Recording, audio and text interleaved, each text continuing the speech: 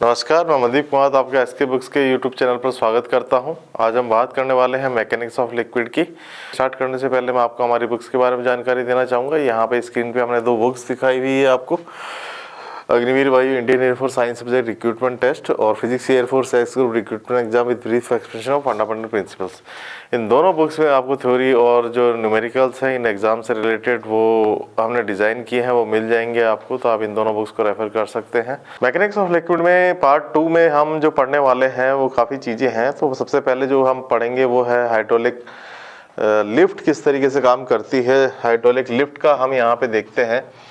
तो ये एक इस तरीके की डिवाइस होती है, जैसे आपको बहुत कम एफर्ट लगा के और बहुत सारा वेट उठाना है। जैसे मान लीजिए एक कार है और ये कार को आपको उठाना है, तो यहाँ पे इस तरीके से हाइड्रोलिक मशीन लगाई जाती है। मैं अभी एक्सप्लेन करता हूँ, एक बार मैं डायग्राम बना लूँ। देखिए ये क्या होता है, एक तरीके की हाइड्रोलिक मशीन इस तरीके से होती है कि इधर तो एफर्ट लगाया जाता है, ये एफर्ट हम जो लगा रहे हैं वो इधर है, और इधर जो होता है ये वेट पुट किया जाता है, और ये जो क्रॉस सेक्शन हो रही है एरिया होता है ये A2 होता है, और ये क्रॉस सेक्शन एरिया A1 है। तो ये इक्वल लेवल पे होते हैं, लेवल जो होता है बिल्कुल इक्वल होता है इनका। और ये एक ट्यूब है, ये एक क्रॉस सेक्शन है जिसमें लिक्विड भरा रहता है, और ये लिक्विड जो होता है दूसरे क्रॉस सेक्शन से कनेक्टेड रहता है, ये एरिया बड़ा होता है, ये लिक्विड है सेम। अब हम यहाँ पे बात करते हैं प्रेशर की। तो जो प्रेशर यहाँ पे जनरेट हुआ है ये हुआ है F1 डिवाइडेड बाई A1। ये प्रेशर यहाँ जनरेट हुआ है, और ये का ये प्रेशर जो है वो यहाँ जनरेट हुआ है, और इसको मैं कह सकता हूँ कि ये है F2 डिवाइडेड बाई A2। अब यहाँ से अब अगर मैं F1 कैलकुलेट करना चाहूँ तो मैं F1 को कैलकुलेट कर सकता हूँ कि जो F1 है वो है F2 और multiplied by A1 divided by A2। देखिए इसका कहने का मतलब क्या है कि अगर मान लीजिए मैंने 1000 न्यूटन वेट की कोई कार या कोई कुछ भी मैंने वजन इस तरफ रखा हुआ है, और मान लीजिए क्रॉस सेक्शन एरिया जो A1 है ये 1 मीटर स्क्वायर है और ये 10 मीटर स्क्वायर है A2 एरिया। तो यहाँ से मेरे को जो फोर्स लगाना पड़ेगा, जो एफर्ट लगाना पड़ेगा वो केवल 100 न्यूटन लगाना पड़ेगा। यानी कि अगर ये एरिया A1 जो है ये 1 मीटर स्क्वायर है और A2 10 मीटर स्क्वायर है, तो मेरे को 1000 जो न्यूटन जो एक वेट है उसको उठाने में मेरे को केवल 100 न्यूटन का फोर्स लगाना पड़ेगा। मैं 1000 न्यूटन को बैलेंस कर सकता हूँ, मतलब इधर की तरफ 100 न्यूटन और इधर की तरफ मैं बैलेंस करूँगा 1000 न्यूटन। तो ये लिक्विड की खास बात होती है। तो ये हाइड्रोलिक मशीन्स जो होती है उसमें इस तरीके का जो प्रिंसिपल है वो यूज़ किया जाता है। अब मैं आप पे यहाँ पे जो पार्ट है वो एक और चीज़ मैं क्लियर करता हूँ, और ये बोला जाता है आर्किमिडीज प्रिंसिपल। आर्किमिडीज प्रिंसिपल, देखिए ये बड़ा इंपॉर्टेंट प्रिंसिपल है। देखिए ये क्या कहता है आर्किमिडीज प्रिंसिपल। देखिए ये प्रिंसिपल क्या कहता है कि जैसे मान लीजिए एक लिक्विड है और लिक्विड का लेवल मान लीजिए यहाँ तक है, और अगर मैं एक बॉडी जो है उसको वो इसमें पुट करता हूँ, एक बॉडी को इसमें डाल देता हूँ, मान लीजिए इसकी डेंसिटी थोड़ी कम है इस बॉडी की, तो ये जो लेवल था वाटर, ये जो भी लिक्विड है उसका लेवल थोड़ा सा राइज हो जाएगा जब मैं ये बॉडी को पुट करूँगा। जब इस बॉडी को पुट करूँगा मैं, तो वाटर का ये जो भी लिक्विड है उसका लेवल थोड़ा सा राइज हो जाएगा। अब ये वाटर का जो लेवल राइज हुआ, ये क्या हुआ है, ये जो बॉडी है इसने फ्लूइड को डिस्प्लेस किया है, इसने फ्लूइड को हटाया है, इसने अपने लिए जगह बनाई है और फ्लूइड को इसने दूसरी जगह डिस्प्लेस किया है। इसलिए फ्लूइड का जो लेवल है ये दूसरी तरफ चले गया है, ये डिस्प्लेस हो गया है। अब देखिए यहाँ पे क्या होता है, अगर ये बॉडी फ्लोट कर रही है, और अगर ये बॉडी फ्लोट कर रही है तो इसके ऊपर एक बायंसी फोर्स लगेगा, ये लगेगा Fb, और यहाँ से जो डाउनवर्ड फोर्स लगेगा इस पे वो लगेगा mg, ये खुद का डाउनवर्ड फोर्स है। और अगर ये बॉडी फ्लोट कर रही है तो हम इस केस में हम कह सकते हैं कि जो बायंसी फोर्स है ये mg के बराबर होता है, force of buoyancy that is equal to weight of the body. अब यहाँ पे हम बात करते हैं कि ये बायंसी फोर्स किसके बराबर होगा? बायंसी फोर्स हम निकाले कैसे? mg तो हमको पता है, बट बायंसी फोर्स कैसे निकाले? तो लेट अस से कि इसका जो वॉल्यूम जो पानी के अंदर है वो है v, और जो टोटल वॉल्यूम इसका है वो है v नॉट। तो देखिए ये पानी के अंदर या लिक्विड के अंदर जो वॉल्यूम है ये है v। तो जो बायंसी फोर्स दिया जाता है, ये बायंसी फोर्स इस तरीके से दिया जाता है कि volume of the fluid displaced, volume of the fluid displaced multiplied by acceleration due to gravity, acceleration due to gravity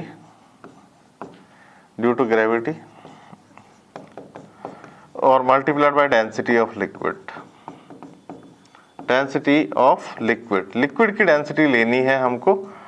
ये लिक्विड जो है कितना है, तो ये जो यहाँ से मैं ये भी कह सकता हूँ कि जो बायंसी फोर्स है ये होता है weight of fluid displaced, weight of fluid displaced, ये इसके बराबर होता है, weight of fluid displaced.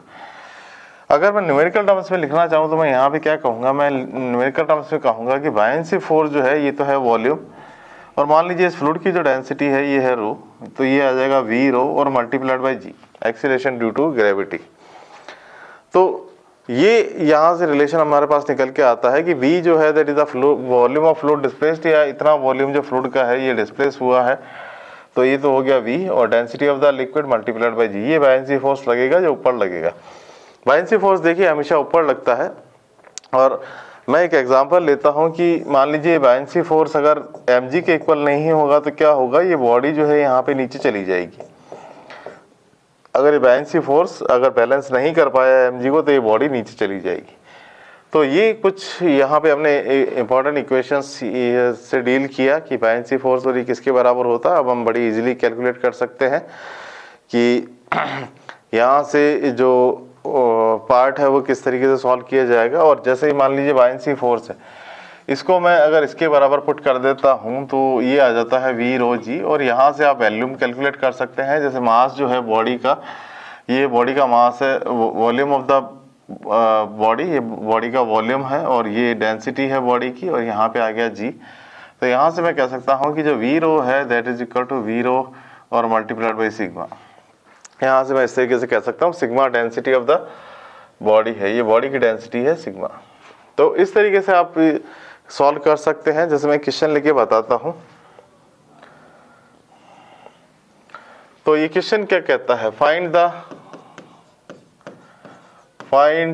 The volume of body inside the liquid, find the volume of the body inside the liquid. जैसे मान लीजिए ये बॉडी है और ये बॉडी है यहाँ पे, और ये लिक्विड जो है इसमें फ्लोट कर रही है ये बॉडी, और इसका जो वॉल्यूम है लेट अस से ये जो यहाँ से यहाँ तक का वॉल्यूम है ये v1 है, और इसका जो कंप्लीट वॉल्यूम है यहाँ से यहाँ तक का वो v है। और लेट अस से मैं कहता हूँ डेंसिटी जो बॉडी इसका लिक्विड का है वो 1000 kg पर मीटर क्यूब है, और ये जो बॉडी की डेंसिटी है ये 800 kg पर मीटर क्यूब है। अब देखिए एक खास बात क्या है, ये हमेशा वैलिड है कि जब भी डेंसिटी जो है लाइट होगी, जिसकी डेंसिटी कम होगी वो फ्लोट करेगा, वो ऊपर रहेगा, वो फ्लूइड ऊपर रहता है, और वो फ्लूइड या बॉडी वो जो है वो ऊपर रहती है, और जो डेंस होता है पार्ट वो नीचे जाता है डेंसिटी के कारण, उसका वेट के कारण वो नीचे की तरफ जाता है। तो ये लिक्विड है, इसका डेंसिटी 1000 kg पर मीटर क्यूब है, इसमें ये बॉडी जो है फ्लोट कर रही है 800 kg पर मीटर क्यूब की। तो find the volume of the body inside the liquid. तो मैं वॉल्यूम कह देता हूँ, इसका जो वॉल्यूम है that is equal to 1000 metre cube, ये 1000 मीटर क्यूब का इसका वॉल्यूम है। तो यहाँ से अब हम ये बात करते हैं, जैसे बायंसी फोर्स की अगर मैं बात करूँगा तो बायंसी फोर्स किसके बराबर है? ये है v1 जो वॉल्यूम जो उस बॉडी का पानी के अंदर लिक्विड के अंदर है, और multiplied by density of liquid जो 1000 है, और मल्टीप्लाइड बाय g। और यहाँ से अगर मैं कहता हूँ कि जो वेट है ये किसके बराबर है, क्योंकि वो वेट को बैलेंस कर रहा है, तो वो है W is equal to mg। और मास की अगर मैं बात करूँगा तो डेंसिटी ऑफ द बॉडी लूँगा मैं, और टोटल वॉल्यूम की बात करता हूँ तो वो है 1000 और मल्टीप्लाइड बाई g। तो यहाँ से ये हमने ये निकाला वेट ऑफ द बॉडी, ये वेट ऑफ द बॉडी आ गया यहाँ पे। और अब हम इन दोनों इक्वेशन को यहाँ पे बराबर कर देते हैं, जैसे FB जो है वो वेट को बैलेंस कर रहा है, तो यहाँ से हम कहते हैं V1 इंटू 1000 मल्टीप्लाइड बाई जी, और ये बराबर है 800 मल्टीप्लाइड बाई 1000 मल्टीप्लाइड बाई जी। तो 1000 से 1000 कैंसिल हो गया, यहाँ पे G से G कैंसिल हो गया। हम कह सकते हैं जो volume of the body inside the liquid है वो है 800 मीटर क्यूब। ये 800 मीटर क्यूब का जो वॉल्यूम है ये पानी के अंदर है। तो यहाँ से हमको देखने को मिलता है कि किस तरीके से हम जो ये वॉल्यूम इनसाइड द बॉडी जो है कैलकुलेट कर सकते हैं। इसी क्वेश्चन को अगर इस तरीके से लिखा होता, फाइंड द फ्रैक्शनल वॉल्यूम, इसी क्वेश्चन को मैं चेंज कर देता हूँ, fractional volume of the body inside the liquid, तो आपको सीधा सीधा ये करना है। फ्रैक्शन में देखिए क्या हो जाएगा, V1 बाई V हो जाएगा। तो यहाँ से 800 तो टोटल वॉल्यूम है जो इनसाइड द बॉडी है, और यहाँ से 1000 से डिवाइड कर देंगे तो हम यहाँ पे आ जाएगा 0.8। तो ये फ्रैक्शन आ जाएगा, fractional volume of the body inside the liquid. अब उसी तरीके से इनसाइड की जगह अगर मैं आउटसाइड कर दूं, लेट अस से मैं कहता हूं आउटसाइड द बॉडी, इनसाइड की जगह मैंने कर दिया outside. Find the fractional volume of the body outside the liquid. तो देखिए आपको क्या करना है उस केस में,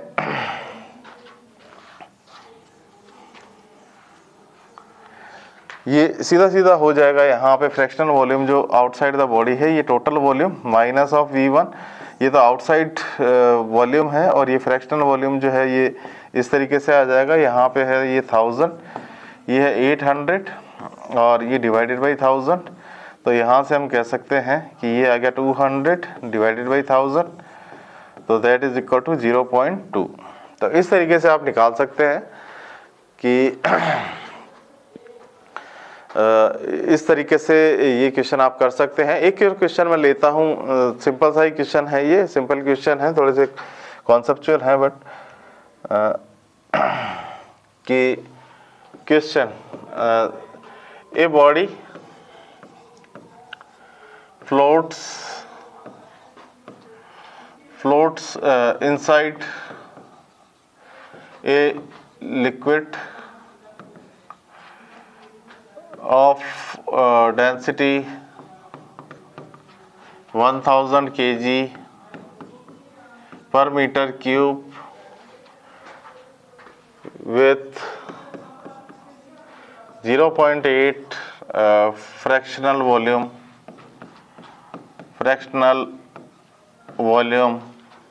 inside the liquid, find how much will be the fractional volume into inside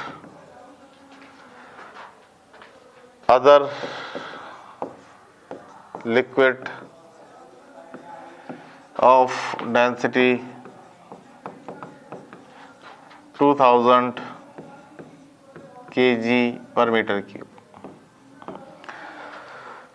देखिए न्यूमेरिकल वैल्यूज जो मैं है वो सिंपल ही लेता हूँ, ताकि ज़्यादा हमको कैलकुलेशन में जो है ज़्यादा टाइम नहीं लगे और हमारा जो अधिकतर पार्ट है वो कॉन्सेप्चुअली हो। तो देखिए यहाँ पे क्या कहता है क्वेश्चन कि एक बॉडी फ्लोट करती है, एक बॉडी एक लिक्विड में फ्लोट कर रही है। मान लीजिए ये बॉडी है और ये लिक्विड में फ्लोट कर रही है, और इसका जो समथिंग ये V1 जो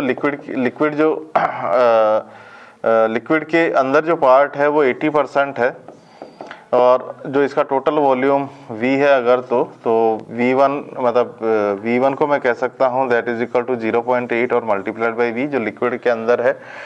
तो वही इक्वेशन हम लगा देते हैं यहाँ से कि V1 और multiplied by density of the liquid और that is equal to total V और multiplied by density of the body.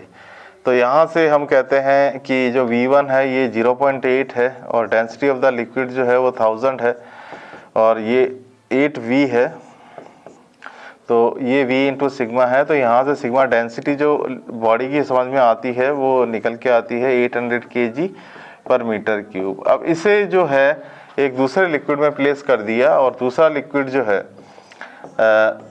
उसमें मान लीजिए ये जो मास ये जो वॉल्यूम है दूसरे लिक्विड में जितना अंदर है ये है V2, तो यही इक्वेशन हम लगाएंगे। बट ये जो डेंसिटी है यहाँ पे ये है 2000 kg पर मीटर क्यूब, ये 2000 kg पर मीटर क्यूब का है। तो यहाँ से हम बात करते हैं जैसे मान लीजिए V2 और multiplied by density of the liquid जो है वो है 2000 और यहाँ से हम बात करते हैं टोटल वॉल्यूम जो है वो है V है और ये जो डेंसिटी ऑफ द बॉडी हमने निकाली थी ये थी 800, तो यहाँ से हम बात करते हैं 800। अब हमको V2/V फाइंड आउट करना है, तो V2/V हम कहते हैं that is equal to 800 divided by 2000। तो यहाँ से आता है ये 8/20, 8/20 जो है यहाँ से हम कहते हैं 4 और 4 5, तो यहाँ से आता है 0.4। तो इस तरीके से हम यहाँ पे जो है निकाल सकते हैं कि fractional volume inside other liquid कितना है, तो वो है 0.4, ये 0.4 होगा। तो इस तरीके से आप क्वेश्चन कर सकते हैं। तो ये इसी तरीके के एग्जांपल्स आपके एग्जाम से पूछे जाते हैं, तो ये आप सॉल्व कर सकते हैं। अब देखिए थोड़े और क्वेश्चन हम देखते हैं।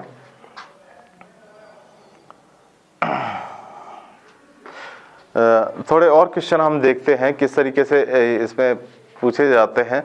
और एक यहाँ पे एक पार्ट आता है, देखिए जो फ्लो जो होता है लिक्विड का फ्लो किस टाइप का होता है। तो types of flow, types of liquid flow, types of flow of liquid.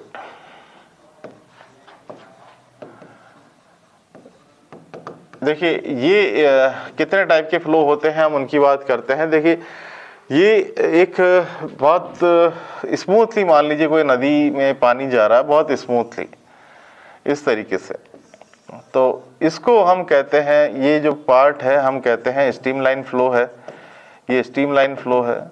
और एक मान लीजिए बहुत ही विगरस जो है पार्ट है, बहुत उफान, नदी में उफान आया हुआ है, तो लिक्विड जो है वो इस तरीके से फ्लो कर रहा है, तो इसको हम कहेंगे टर्बुलेंट। ये टर्बुलेंट फ्लो है।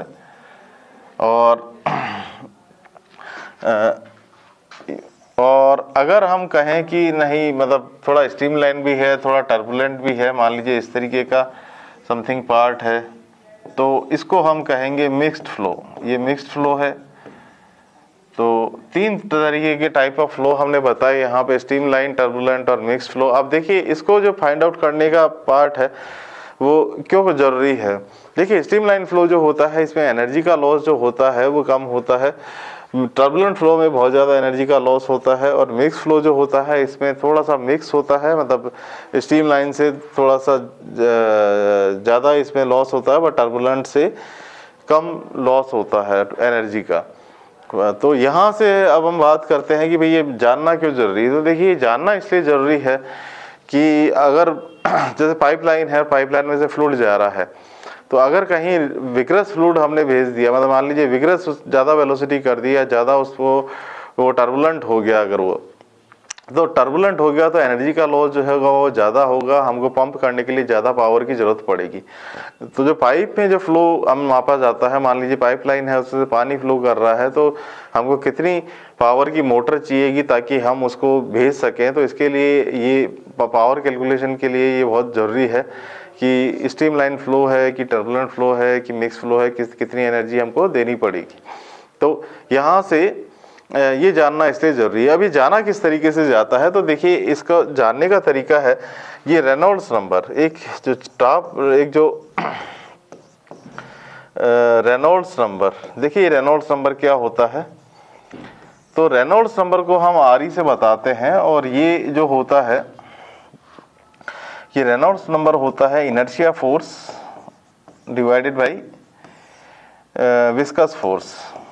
विस्कस फोर्स, देखिए डायमेंशन लेस होता है, डायमेंशन लेस क्वांटिटी है क्योंकि ऊपर भी फोर्स है और नीचे भी फोर्स है।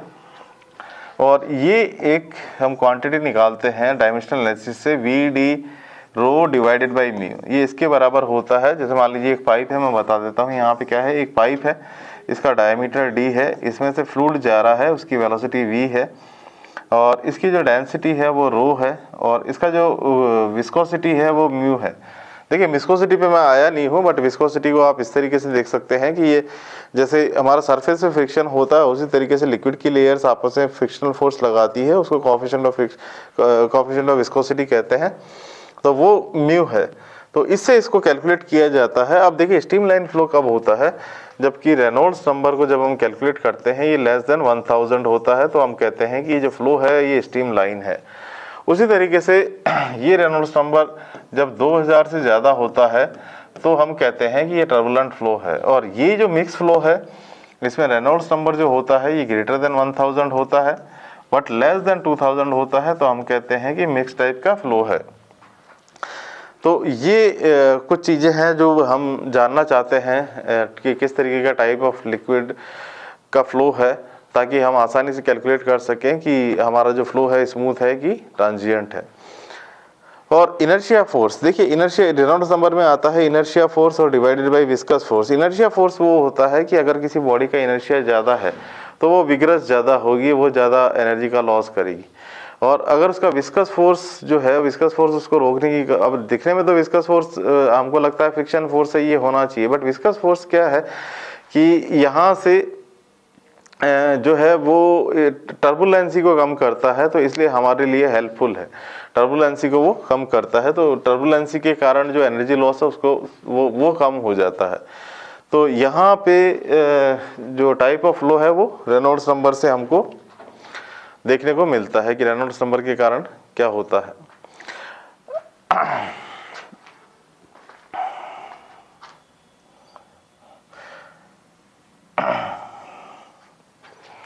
अब देखिए जैसे मैं कहता हूं कि रेनॉल्ड्स नंबर आ गया, यहाँ पे स्ट्रीमलाइन फ्लो हो गया, उसी तरीके से अब यहाँ पे हम बात करते हैं कि जो बर्नौली इक्वेशन है, जैसे बर्नौली इक्वेशन है या कंटिन्यूटी इक्वेशन है, वो क्या क्या होती है। तो कंटिन्यूटी इक्वेशन की हम सबसे पहले बात करते हैं। कंटिन्यूटी इक्वेशन क्या होती है?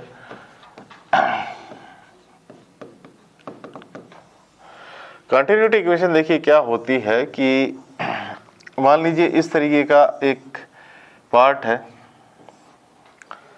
और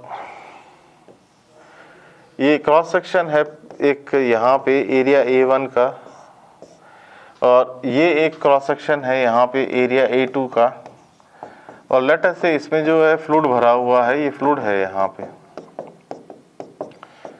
और यहाँ पे क्या है, ये पिस्टन है, इसका एरिया A1 है, इस पिस्टन का जो एरिया है ये A2 है।